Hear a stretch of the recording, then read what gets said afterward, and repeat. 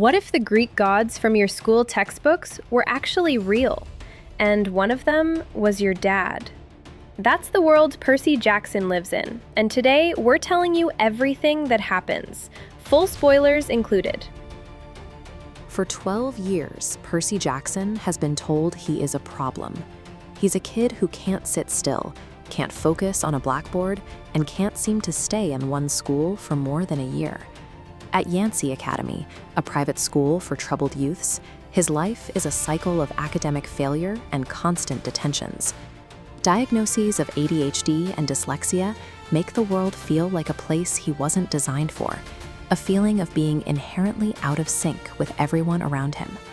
That isolation turns into a fight for survival during a museum field trip.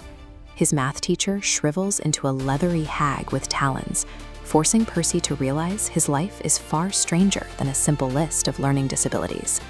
Surviving an attack by a mythological fury proves that Percy isn't a troubled kid.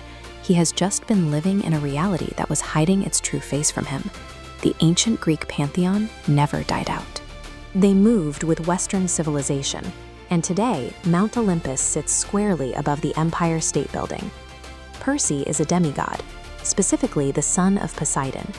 It's a heritage that shouldn't exist, born from a broken pact between the three most powerful gods. His arrival in the world of gods is marked by a catastrophe. Zeus's master lightning bolt has been stolen, and the king wants his weapon back. Because Percy is the unauthorized son of a rival brother, he becomes the primary suspect in a divine theft he didn't commit.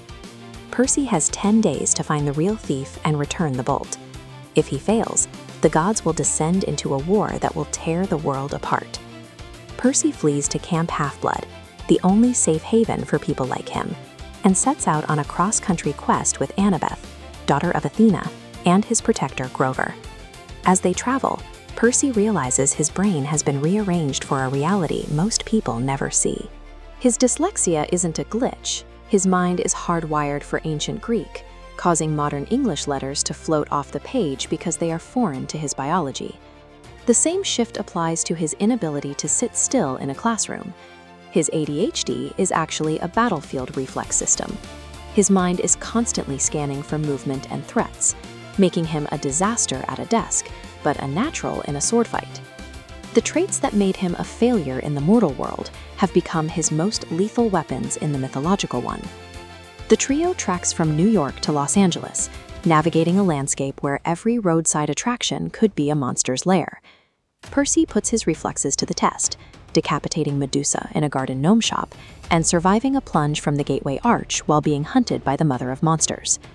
They descend into the underworld, convinced Hades stole the bolt to build an army of dead. But the god of the dead is missing his own Helm of Darkness. Hades hasn't been plotting a war, he's been framed. The real thief is Luke, a trusted camper who stole the bolt to dismantle the world of the gods from the inside. Luke isn't working alone. He has been serving Kronos, the Titan King, who is slowly regenerating in the depths of Tartarus. Percy manages to defeat a god of war, return the lightning bolt to the top of the Empire State Building, and narrowly prevent the destruction of civilization. Beyond the monsters and the magic, the story centers on the moment a child stops apologizing for who they are. Percy's journey suggests that the very things the world calls disabilities can be the markers of a hidden potential. By finding a camp full of others who share his struggles, Percy discovers that survival is only possible when you stop trying to navigate the world alone. The book balances its high-stakes action with a sharp, self-aware sense of humor, using chapters like "I accidentally vaporized my pre-algebra teacher" to keep the Odyssey grounded. For its masterful pacing and the way it turns perceived weaknesses into superpowers, The Lightning Thief gets a 5 out of 5. Pick it up and start the series today. Have you read this one? Did you love it or not really? Let me know in the comments. New books are always on the radar, so subscribe and I'll see you in the next one.